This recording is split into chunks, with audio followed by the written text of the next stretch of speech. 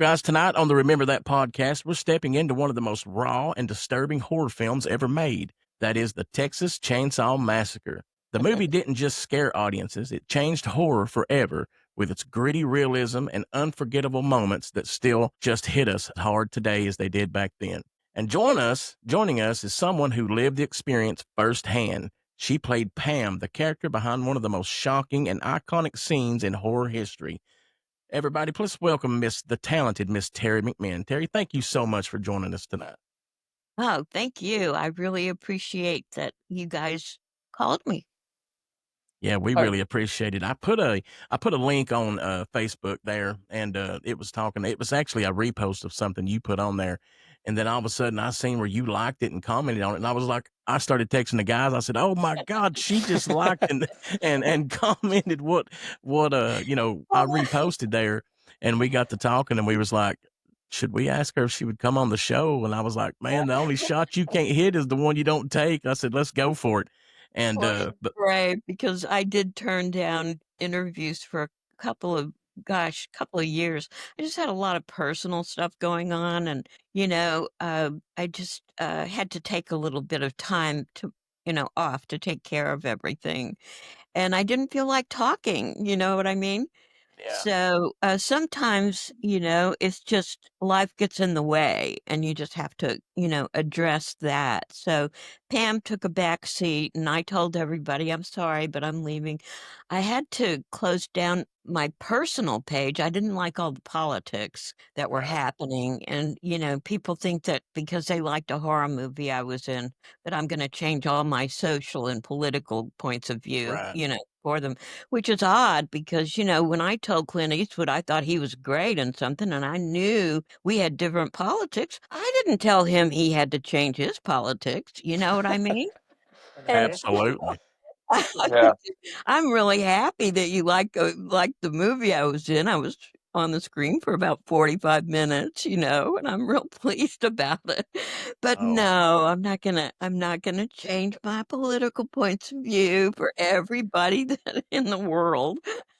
yeah, I think politics ain't got no place in entertainment, man, because I know myself, I like to watch movies and stuff to escape from all that, that's Yeah, what I use movies I, for.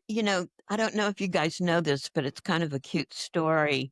When I was first coming out in 2008, March of 2008, Bill and I were coming out as Pam and Kirk for the first time. Gunnar had told me that everybody was pissed at me. And I said, well, why? Because he'd always come by and get me to sign pictures that he'd take with him, because he worked for 42 years to build his career, for God's sakes, and he loved being Leatherface, and he thought that I should, they were tired of telling people that I just didn't want to come out. And but when you run your own business, you don't your time is not your own. I worked many times 7 days a week, running my flower business. And then I ran hotels. And so anyway, when I was coming out, the the guys said that they wanted to I said, "Well, you don't need to use that shot of me in the red shorts walking up, don't even use that. Just go ahead and concentrate on the meat hook scene because I liked, you know." So anyway, so they said, "Well, why is it that you don't want us to use that? That's a very famous shot, Terry." And I said, "Well, yeah, because I'd had a lot of trouble in my brain seeing my cheeks up there spread across the screen." The day that it happened, that's a long story, and Daniel tells a great part of it, and I tell the rest of it from my point of view, because we all have different points of view. And my point of view was, what the hell is Daniel doing sitting under the swing exactly where I'm supposed to go sit? It's a slatted swing, and he's just hunched all over his camera, just right there under that swing. And I asked Dottie, his wife at the time, I said, she's putting on some makeup on. I said, what is Daniel? My head's turning to trying to see why he's under that swing. And she said, well, I don't know. And she walked away, and I thought, uh-oh, this is weird. They had just asked me, they'd run out of money. We came back and we're, starting all over. And they said, Terry, we were thinking about doing some skinny dipping scenes. Heck yeah. In the Texas Chainsaw Massacre? Yeah. Oh, This wow. is after we signed new contracts for what they call deferred money, which means bullshit,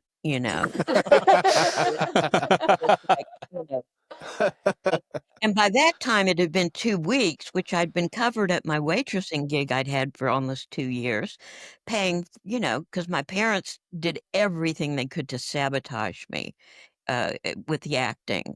I'd get a lead in a play and I'd call them and I'd say, "Oh my God." And there would be this dead silence. Not, "Oh, we're so proud of you. Oh, let's call all the, nothing. Absolutely nothing." So quite depressing, for me as a young person, right?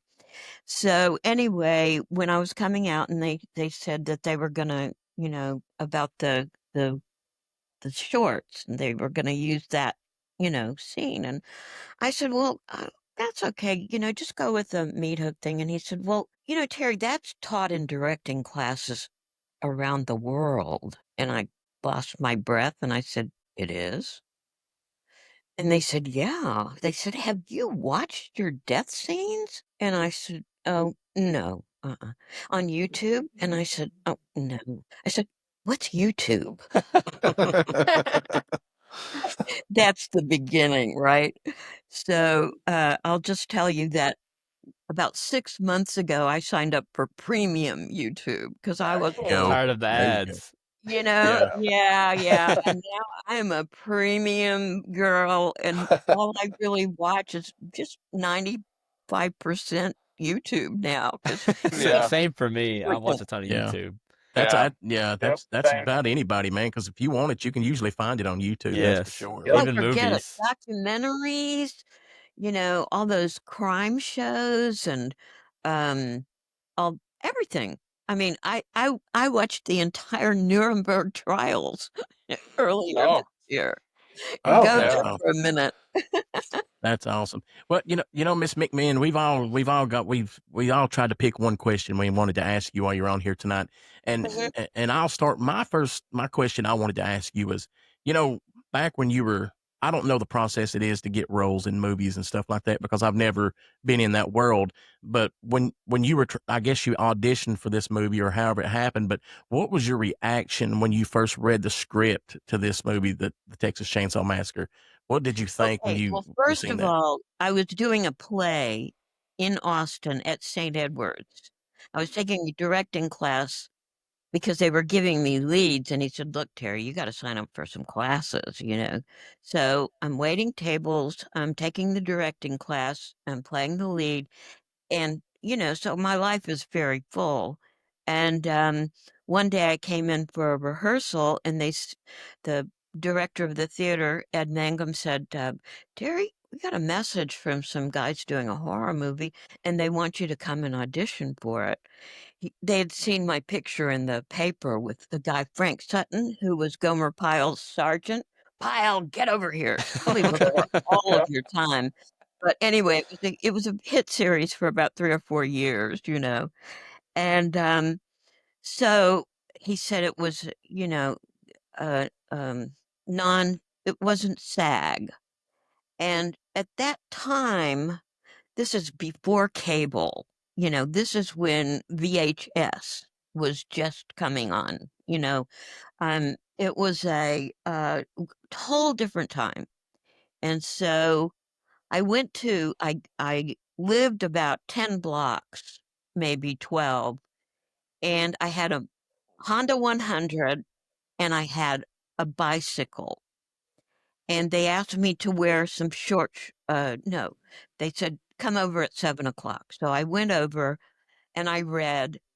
And when I was looking at it, I didn't read the script. I just read these sides, and I thought, Jesus, 8 hooks, chainsaw, in the hell is this thing? I'm thinking I'm like Greta Garbo or something. I'm very serious about my acting. And doing anything non-union at that time was a no-no. It meant that horror was in a genre just above softcore porn. And Right. it was right there. No, that's it. That's what it was.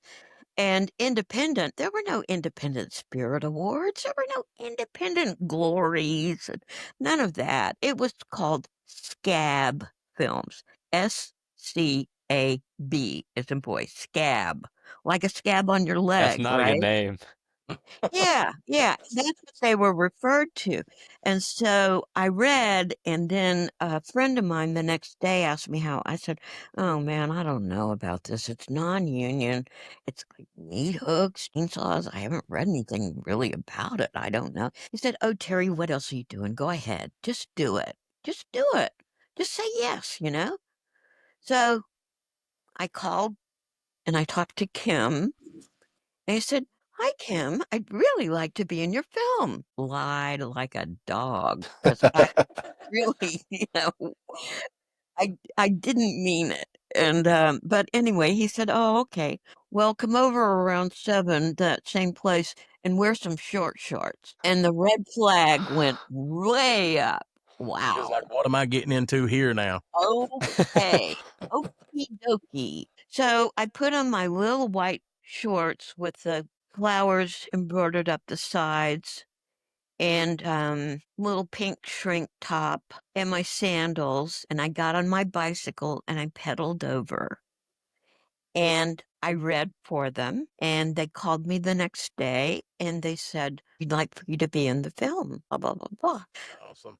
So I went, "Okay." And then I started to worry. Anyway, then they had us bring in our clothes, and I brought in 3 outfits for them. And those red corduroys, the cranberry corduroys, I had bought on the drag. I've done, if you go through Instagram, you can see that I've written all about all of these things. So Uh-huh. if you like to read behind the scenes, I'm the girl for you because I write all these little stories, and that's why people like me because I tell them, all the little behind the scenes stories. So, does that answer your question, Corky? Well, absolutely, Oh absolutely. yeah. So, Yeah. Miss McMahon, I will go second, and I would like to talk about the scene. This is the scariest scene in the whole movie for me, and it is right after Kirk is killed. Leatherface slams the door, and Uh-huh. now uh, you are walking up towards the house. You Mm-hmm. walk, you know the scene. So my overall What scene is question. that? My overall question um is, did you ever feel scared while you filmed any part of that encounter? Because No. that's a very intense scene. Yeah, no, no. But I had been training since I was 13. I had Okay. private training and I had all kinds of, I won all these trophies and medals. Like every time I would go to a UIL speech tournament, I would walk in and I know it's going to sound really egotistical, but I was so full of myself. My ego was just so like, it had to be because I had to fight these people that were against me, my parents. You know what I mean? Right, Yeah. right. But from the moment that I read, one of the teachers walked up to me in tears because I read about the death of Medgar Evers that I had done in a speech class, and everybody had tears in their eyes. It was really, a moment for me because it was like 67, when things were really happening. And so she said, "Have you ever thought of going into drama?" And it's like, well, God, ever since I was 5. Now I said, "Well, yes, I have." So, what an idea. So anyway, that was it. But yeah, the scene itself, the thing that you have to know is just before we were going to shoot that scene of me walking up to the house, Toby had been in a huge argument with the money guys. And they told him that he was going to stick to the shots that they had, planned, and that was it, or they were going to pull all the money and forget it. And da, da, da, da, da, da. So he'd been through that. Daniel had set up in the back of the house, but Daniel had come up with this idea, unbeknownst to me, that they decided to shoot. So they moved to the front of the house. I'm going to be sitting in the swing. I've been sitting around waiting to do this for a couple of hours. And so when I walk over to the swing, I have no idea that Daniel has this idea to shoot me walking up, my bare back, the big sky, you know, overpowering the house. And, it's just a beautifully designed shot. But you need to tell the actor, especially the 21-year-old girl who is protecting her assets. You know what I mean? I didn't have anybody fighting for me. Telling him, she doesn't want to have you shoot her ass. She just doesn't want that. And so, it made me angry, and I just felt that they were really trying to get something over on me. Here they had just asked me to do these skinny dipping shots, and that pissed me off, and I said, well, when I take off my clothes, I lose my acting abilities. It's just a sad state of affairs. Won't be doing it. And Right. so, they saw that I was not going to do that. So anyway, long story short, um, Toby and I get into this little tiff, and there's a great shot that nobody has seen because they won't let us, they won't let me publish it. Daniel sent it to me. It explains that whole idea that they had decided to do this. And it wasn't until Daniel explained to me that they'd had this big argument and that Toby told them, look, we're going to shoot this. Daniel came up with the idea and we are going to shoot this thing and you are going to like it, just get over it. And he stood up to them, which is really, really, really good. But that's, you know, go ahead and explain to the actor why the camera is up their butt. Okay. Right. Just let her know what it is you have in mind. So finally, what Toby did to shut me up and sit me down was he said, "Oh, God damn it, Terry, I'm gonna, what did he say? I'm gonna shoot around the whole thing. I'm gonna shoot around the whole thing," were his words. So when I'm sitting in this shot, when the still person took, you can see my brain turning, going, he's going to shoot around the whole shot. And Daniel is 10 inches below my butt under the swing, that camera. So, I didn't feel very good about it at all. And then I didn't like it that they only had me say, Kirk, Kirk, Kirk, Kirk. I thought I was a freaking parrot, Like, can I say honey? Or baby, or some endearment, or let's go again, as I'm walking. But no, Kirk. And when you go over it 3 or 4 times, which we did, we went over it several times. By that time I'd said Kirk about 400 times. So that's what the lead up to that is. Yeah. So it was good though, because as Daniel tried to tell me, because I always give Daniel all the credit, and he did make us all famous. It's just a fact. But he said, Terry, it was also your timing. You'd walk a few steps, you'd say something, you'd stop. So they were tracking me very closely, as you know. And so anyway, that, of course, when I found out, and they had me go and watch my scenes on YouTube. And by the way, I thought that people could watch me watching myself. I thought that, I didn't understand the internet really. Right. And I thought, oh shit, are they going to see I'm watching my own scenes here? Man, they're And going to think so, I'm weird. but I watched it one time, with me fighting him and doing all that stuff in the hallway. And then I thought, well, I need to watch it again, so I frightened, I pushed replay, Yeah. and I watched it again and I went, "Oh, dang, Terry, that's not bad." You know, and then I hit replay again and by the time I'd finished, I went, "Damn, girl, you've been beating yourself up for 35 years." And that was pretty good. Bro, that was such an iconic scene. You have no idea how good that Yeah. scene is. I mean, it's just when I think about the Texas Chainsaw Massacre, that is the scene that I think about every Most time. definitely. Hands Yeah. down. Well, thank you very much. I am very proud of it now. And I'm really glad. I'm sorry I beat myself up for 35 years. That's the only sad part of that story.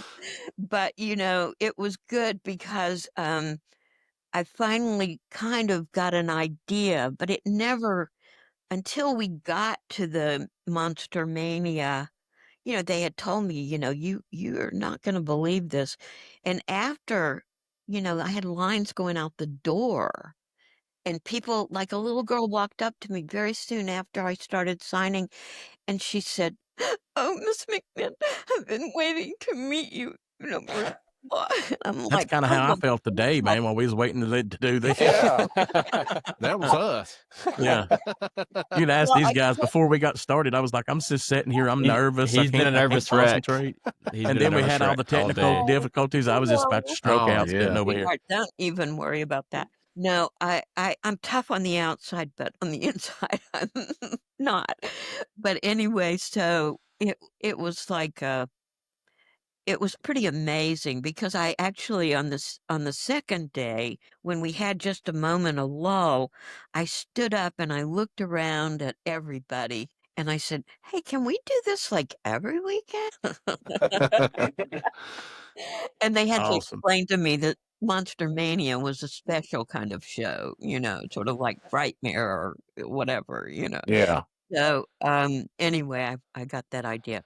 Okay, did I answer that question, Yes, Daniel? you did. Absolutely. You answered that question beautifully. I loved it. All right, Good. Brent, you're up, buddy. Go for it. All right. So your scene, we've been talking a lot about the scene, and what Corky said kind of leads into my question. Obviously, your scene in the Texas Chainsaw Massacre is one of the most famous scenes in horror movie history. I mean, it's up there with scenes from Halloween, Nightmare on Elm Street. I mean, easy. And so my question is, you were one of the first protagonists in a horror movie to be captured by the slasher villain in the daylight. Like, and that's a Yeah. very iconic moment. How does it feel now that you've had time to kind of sit with it? You were telling us how you felt at the beginning, but now that you've sat with it and you know how iconic that scene is, I mean, to the point to where even on my copy of the movie, you are the background whenever I open the case. You're the background of the movie box. So how Uh, does it feel to you, or how does it feel to you to be such an icon and to have been a huge part in horror movie history? 2 words, grateful and lucky. Right. Because, you know, when when we wrapped, I had an offer to go and I'd finished filming, but they were still doing the dinner scenes and other things, but my filming was up. And so I lost my waitressing gig, so I had to find a way to make money. I had to pay rent. I had to eat. I was broke. We'd made no money in that extra 3 weeks we gave them. You know what I mean? And so I'm closing in on rent due. I can't go to the grocery store. That's really great. So I get this offer to take the play I'd been doing, and I'd been getting my own standing ovations before the actor Peter Breck came out.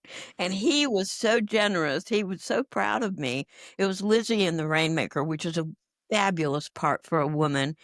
And so I was loving every minute, filming all day and I'm playing Lizzie all night. I'm on stage 3 hours, lead role. So I was thinking that they said the Peter Breck said, "Well, Terry, I'd like for you to go and do Lubbock with me. They want me for 8 weeks there, 6 weeks there." And so he had me call the producers of the dinner theater, and the pay was 185 a week is your that you get paid from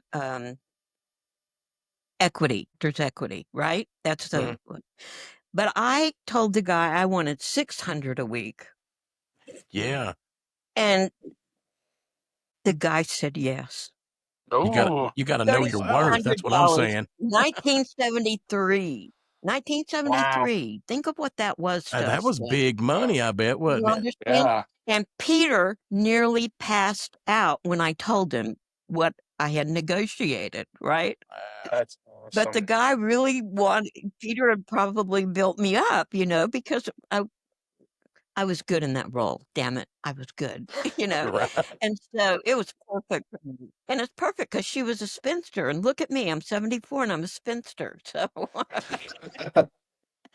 so anyway, the long and the short of it is that I called and I told them I got this great I make $3,600, And they said, well, we probably need to do some pickup shots. And I said, well, pick a day, pick a day. And they said, no, we don't know when it'll be. And I said, well, I need to take this job, You signed a fucking contract, Terry. Wow, man, they ain't Oh, showing no wow. love. Now, how Wow. would you feel I'd be after like, I still you need my had 3,600s. What I'd be like. well, and it worried me so much, and I did get a play with Andy Devine for 185 a week, local. Hmm. And I was so worried about it. And Andy had heard about this stupid thing, the Texas Chainsaw Massacre. And he said, what in the is that, Terry? Andy Devine, he was a big star. He was Roy Rogers. Mhm. Uh, he was in Stagecoach, John Ford's movie. He's a stagecoach driver. He's a famous guy. And he finally turned around. He was so sick of it. He said, Terry, that goddamn film will never come out of the effing can. Boy, was he wrong. Right. Golly Well, yeah, bum.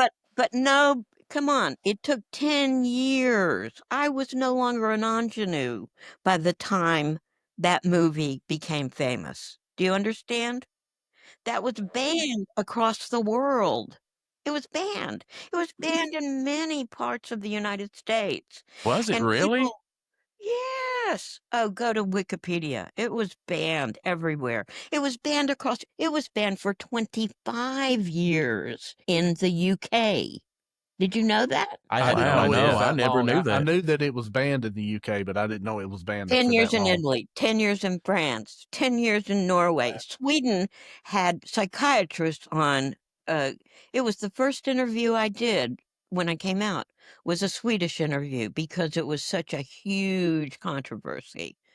And so I wasn't 21 when it became famous. I was 31. Wow. In 1984, that's not a good place for a woman to be. In fact, when Toby saw me one time, he said, well, you don't tell him how old you are, do you, Terry? I was 31 years old. I never knew Wow. that. I thought it was a blockbuster as soon as it hit the theaters, man. Oh my That's a new one God. on me. Okay, here's Marilyn, Bill, and I took it off of our resumes when we went out for any acting jobs. The Really? first time I Really? auditioned at uh, wherever it was, the guy I had put Texas, pay him, and it wasn't out. Nobody knew anything except that stupid name. At least it wasn't head cheese like we worked under. But, Texas Chainsaw Massacre. Well, in 1973, you don't understand. It was a whole different world. There was nothing like it. So this theater director looked at me and said, the Texas Chainsaw Massacre. What is that? I mean, the derision was dripping from his lips, Mm. It was just so, and I said, "Oh, it's just a little film I did, Wow. Okay, so that's that. Did I answer your question? Oh, Yes, you did. Thank you absolutely. so much. Okay, good. Next. I I think. guess it's I'll, up to me. Do I have time, Corky? Am I good to oh, ask you're a good. Go question? for it, buddy. Well, thank you, Miss McMinn, for joining us. I want to say your last name is awesome because that's also the name of the county that most of us have grown up in. So you should And the definitely. county that my family escaped from because I had a bad, bad ass relative. And the whole McMinn family came to Texas. That's very crazy. But my Wow. question, kind of goes back to, I guess, the 70s and the 80s, because you mentioned that this, originally before you looked at the movie, was a scab film. No one wanted to do this type of movie, and you even mentioned it took a few years for it to pick up pace to really get popular. But was there like a singular moment when this movie kind of hit you and said, "Wow, like I'm a part of something special that's going to last, years"? And is an immediate classic. Was there a singular moment where you met a fan or you saw box office numbers or something like that that made you feel that way? Okay, so here's what you need to understand. Once they told me you signed a fucking contract, that picture of me sitting on the steps, I was just about to weep. Sally came by and she said, Teri, look this way. I just turned my head to the left and she took that picture. I never knew what that picture looked like until Wow. I came out 35 years later. When I saw the film the first time, I covered my eyes, not because of Leatherface, but because of myself in those shorts that went from one side of the screen to the other. And I'm thinking about my religious brother and my aunt, seeing this and that, it'll just be more hell, from them. And the other thing you have to understand is that I had moved to Dallas in November because I had to get work. I had to make money, and I loaded up my VW van, sold my motorcycle, w- had just enough money to move to Dallas, and I'm waiting tables. I'm working in a really hot bar on Greenville Avenue, hottest strip in Dallas, and it's club after club after club. And I went up to the bar to the bartender, Mike, and I said, Hey, Mike, I need 2 scotch and sodas, gin and tonic, and a Tom Collins. And he said, Hey, Teri, didn't you tell me you did some horror movie last year? And I said, Oh, yeah, I did. And he said, Well, it's out. You're in the trailer. Wow. I said, Oh, no, I'm not in the trailer. I'm the second lead. I said, Mike, I need 2 scotch and sodas. I need Tom, He said, Teri, it is you. And I said, Mike, I don't know. I don't know. Okay. So I went home and I saw the trailer and here I am running to and fro, Wow. screaming and all this stuff. And I was just blown away. I hadn't they never called me, maybe they couldn't find me or whatever, but I wasn't invited to the premiere in Austin at the theater. Really? Uh-uh, Wow. Oh, no. that's So, crazy. you know, You play such a huge role in the movie. well, imagine that the day that we shot the scenes with Gunnar and I, with him, poor Gunnar lifting me all day, all day, all day, from 9 in the morning till 8:30 at night. We broke for lunch only. Wow. I couldn't walk and I couldn't talk. I couldn't play Lizzie in the play that weekend. I was weeping in my bed because all I wanted to do was go play Lizzie. And, Right. your priorities are a little different when you're 21. Yeah. And so what happened was, it took me by the time we finished the day, I was drinking uh, Jack Daniels Black. Kim pulled out a bottle because I'd lost my voice and I wanted to scream because I'm kind of a methody actress. You need to scream when you're fighting a 325-pound man for your life. Yeah, And no so, doubt. anyway, yeah. So I honestly, it had really hurt my feelings because I expected, if anything, they would be happy and proud of me. You know what I mean? And Yeah, so yeah. I must tell you, it just broke my heart, that they did that. That's Wow. crazy. Audrey, you're up next. So my question is, during the iconic hook scene, I read where it was actually really painful to film it because of the way the harness was set up. With today's technology making No, scenes, no, it wasn't. no, wasn't. What I did was I've written 2 or 3 different complete descriptions of it. Okay. So what you need to do, one was posted. I went to look for it because I knew you guys would ask me. One is pinned to the top of the page. There are 3 uh, that are the most asked questions, that really deserve a good explanation. And so I wrote it, and Daniel Pearl gave me 3 applauses for it because we had to sort of combine what he told me and then what I found out. And so what I'll be doing in the next week, and I'm not trying to put you off, but it's just they're really good explanations about Okay. the harness, about the spotting, about the carefulness.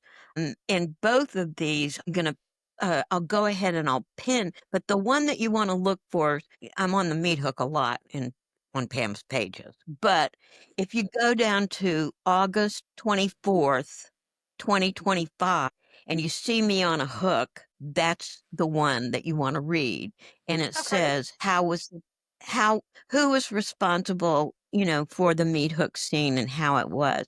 But I'll tell you this, in a couple, you're just going to laugh when you read the second one that I just wrote a couple of weeks ago, because I explained that it didn't take us long. We literally, maybe it took 3 hours to shoot that scene.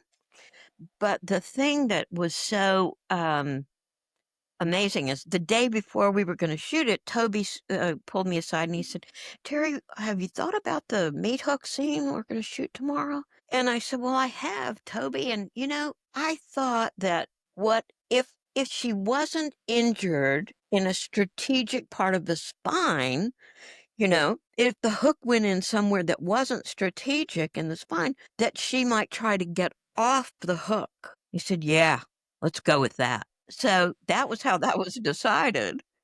And Wow. then the next day, um, we started around 9, and then we finished, Pam's writhing on the hook. And I could see that the lunch girl, Ted Nicola's wife, did our catering at that time, that wife. And and his 3-year-old daughter always came with her, or a lot of the time. And all of the cast and the crew were there, and they were lined up behind, in a line facing me, and behind, I guess, Daniel and Toby and blah, blah, blah. And they were all standing there. And once Toby yelled, "Cut," I looked up, and I tell you what, I just saw everybody's mouths wide open, like, whoa.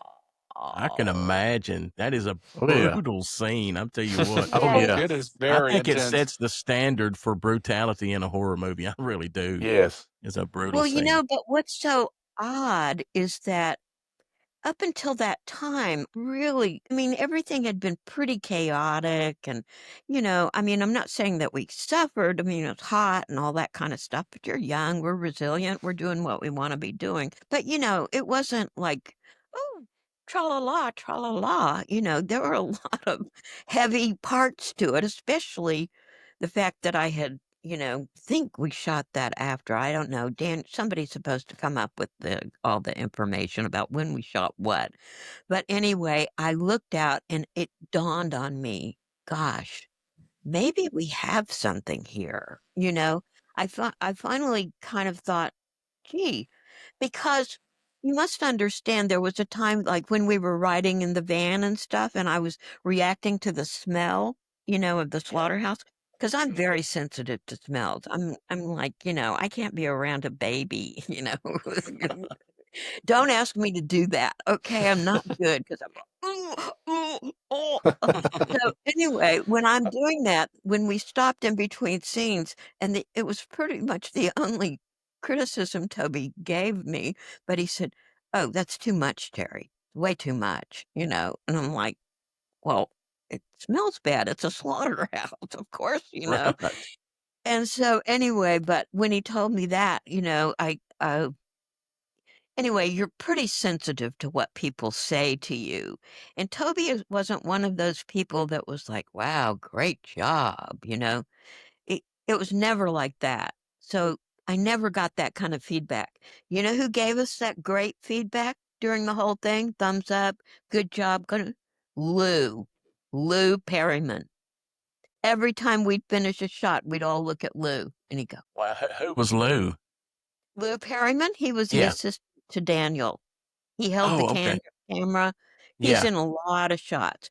And Lou was killed in Austin, Texas on the day we arrived. He was supposed to meet us. I hadn't seen him since we'd filmed.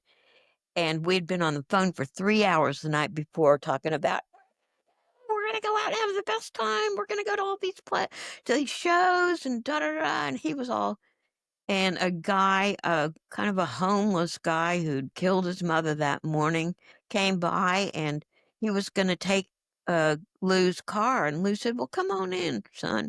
I mean, Lou would give you the shirt off his back, right? The guy killed him. And So whoa. I got to my room in Indiana, and Marilyn called me because we always met just as soon as we'd get to shows. And she said, Teri, are you sitting down? You need to sit down. Said, Lou's gone. Lou's dead. And that was the beginning of our weekend at Cinema Wasteland. Wow. Yeah. Man, that's Heaven sad. him. Yeah, nicest guy. I mean, Lou had his problems, don't get me wrong. Cam did a really good documentary on him, that if you ever get a chance to watch, start requesting it because it's really interesting. Sure. Audrey, did I answer your question well enough? Yes, yes. Okay, so Thank I you. promise I will pin those. I will pin those to the top. I didn't because the ones that Instagram? are yeah, and if you look on both Instagram and on Facebook, Pam's Facebook page, Pam the Original Chainsaw Gal is Facebook. Uh, I started, sharing things there and on Instagram, and then I found out that there were a bunch of Tumblr people that loved that. And of course, I had to block a lot of people because they were like, they were interested in more than Pam. And so I had to, it was like, wow, what is that? So I started blocking it. But anyway, mine is a very safe page to view. And you won't find anything pornographic on my page. Oh, I Oh, man. guarantee it. Anyway, so you can find all my stories, and if you just start going through, you'll see that I write a story, and then at the end, because Instagram doesn't allow you any more than a certain amount of words, and my stories go on and on. So I write at the end, I'll write, read the whole dang thing, and then I'll put the link. So you do have to copy it or whatever. But anyway, that's the way. If you just go, you're gonna enjoy the behind the scenes stories, I promise. I can't Definitely, wait. most definitely. Awesome. Yeah. Miss McMahon, we want to be respectful of your time, but I know we've got one more question we want to ask you, Of and that's going to course. come from Bryson, buddy. Kick it off for us, man. Bryson, Yeah, you're let's on, go. man. The professor is So on. it's funny that you brought up the smell of the slaughterhouse because I've always read that with filming this movie, especially with the heat involved, that they had actually brought on real animal carcasses for the scene of the house with all the bones and everything for those scenes, and apparently the set had a really strong smell to it a lot of the time. During your time filming your scenes, did you have to experience a lot of that? And No, and if so, okay, so was that mainly like the dinner scene it that was a had dinner scene. It okay, was a dinner scene. So what was in the bone room was a live chicken in a cage. That bothered me a lot, because I've been always on the verge of vegetarian, eat a little fish, but vegetarian. But and I don't get me wrong, I ate meat for years, because I couldn't do it. I couldn't do it until 2013 when it took me 2 years to quit chicken. Chicken was the hardest for me because it was like a base meal for me. But anyway, at that time, the only thing that was in there were those feathers. And so when I'm on the floor, the feathers start to go in your mouth when you breathe. So that was why you saw me choking and stuff. that was real. That choking was real. Really? Wow. Okay. Yeah, but there was but I didn't have to suffer through the dinner scene. Had finished my filming by the time they started the dinner scene. Now they really went through it. And Marilyn, bless Marilyn, my God, she really did, I mean, I don't know.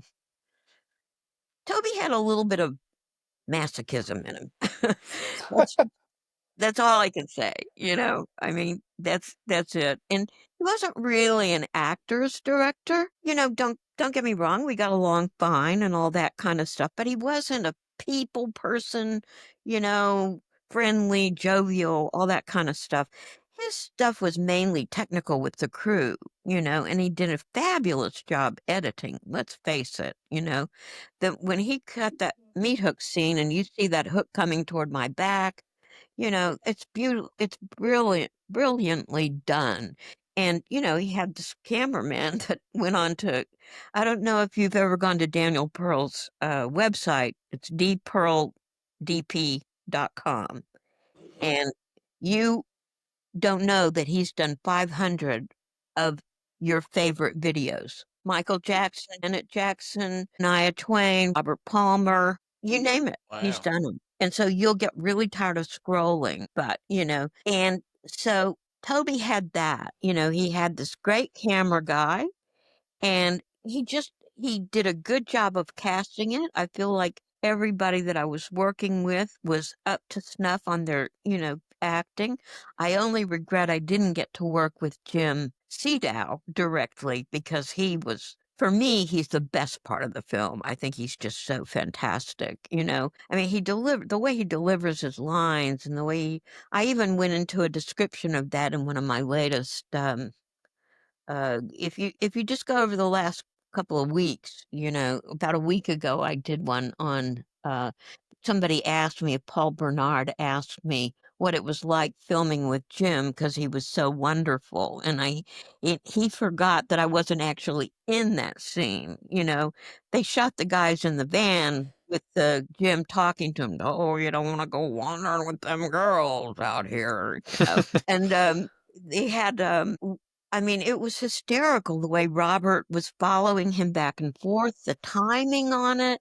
And we could see it from a distance, but we were not in that scene. What I found out 45 years later when Daniel joined us at Housecore in 2014, Gunnar's last show with us, actually, um, he said, well, when you and Marilyn were by the Coke machine, Toby had you talking and just walking around talking to you, kept you really engaged. And he had me shooting you from below and following you guys all around. And I had no clue that that's what had happened. You know what I mean? Or I probably wouldn't have been so worried getting up from the swing if I'd yeah.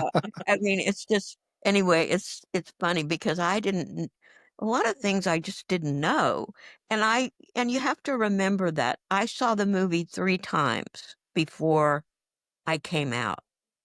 I saw it once when I went into the theater, and then I saw it when I moved to LA, and it was about 1977 or 78, and my answering service were all these gay guys, and they recognized my name, and they were Chainsaw fans. And you Wow. mustn't understand, nobody recognized me. I mean, it wasn't out. You have to go to Wikipedia. It'll give you sort of a clue. But anyway, yeah, the guy said, well, are you Teri McMinn? Are you the one that played Pam in the Texas Chainsaw Massacre? And normally I would just ignore a conversation about Texas Chainsaw. You wouldn't have known it. I wouldn't have mentioned it. I would say nothing about it. In fact, there was a party given at my house. I was running my flower business out of my cottage in Travis Heights in Austin. And friend of mine who was really into film. He and his wife were at my party, and I could hear him behind me telling someone, "No, she's the girl on the meat hook from the Texas Chain Saw Massacre." Yeah. And I'm listening and I'm saying nothing. You know what I mean? And I give Jack a dirty look, it's like, "Ugh." So I didn't say anything. In fact, one time later, I went into a law office where I was taking their weekly arrangement. It was one of these big old houses, that set, I mean, one of those big, um, Southern kind of homes that they had their law firm in it. And I would go in the back, and that's where everybody in the office was having their lunch. And I came in with the weekly flowers for the front, and they said, "Oh, Mark wants to see you." And that's the chief attorney. And I said, "Oh, why? Was there something wrong with the flowers?" I just couldn't imagine what could have been wrong with the flowers. And so I walked to the front of the house and I was thinking, "Oh shit, what's going on?" And I said, "Hey, Mark, how are you?" And he sat back in his chair and he said, "You never told me you were the girl on the meat hook." I said, "Well, gee, Mark, don't feel bad. I don't tell anybody." Right? It was a big deal. And the first time I tried to come out, Tim, the guy that does the tours, Tim, I'm trying to think of his last name. Tim. I'll think of his name after we hang up. Anyway, sweetheart Tim, was trying to get me to come out, about 10 years before I did, or maybe anyway, before. And I was living in Austin running my flower business, and I came back, and here's this guy on my steps. And, it was like scaring me because he was not saying it clearly and he seemed nervous. And I thought, "Oh my God, is this guy here to rape me?" I mean, Oh, dang. well, it's a cul-de-sac street, and there's Right. a strange guy showing up on my porch. And Tim is the nicest guy in the world, but women think that way when they're alone and I they're in a house guarantee it. that has four different doors and, floor to ceiling windows everywhere. It's just you feel vulnerable. So Right. anyway, I came out for a very brief period of time, and some guy came online, which I was able to get online, and he wanted to know my shoe size and my breast size.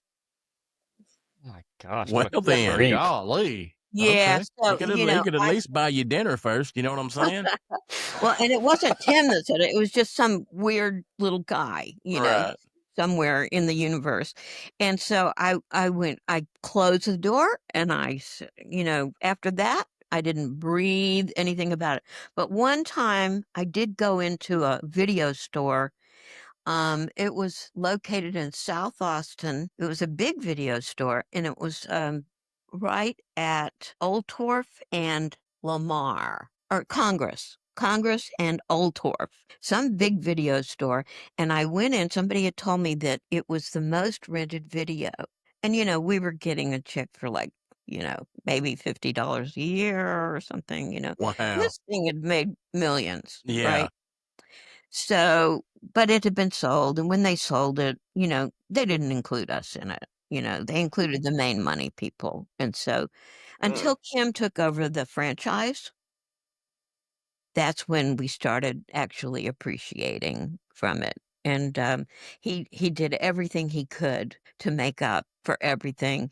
And he realized that when they had told me, "You signed a fucking contract," how that had affected me, you know. Wow. So I have to tell you, he's my hero. I bet. I bet. Yeah, no, he's done a lot for us, and I really, I'm so grateful to him. I did write some stories, but it's his baby.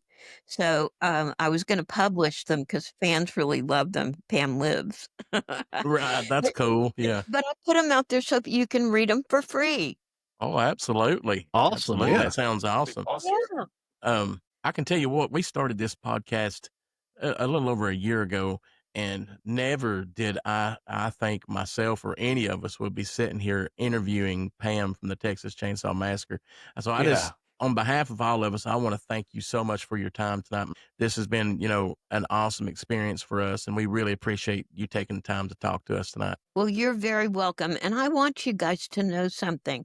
There are a lot of rumors that we didn't get along or that things weren't going, but I just want you to know that's not true. We got along very well. I mean, yes, we were hot and it was crazy shooting those van scenes for 3.5 days.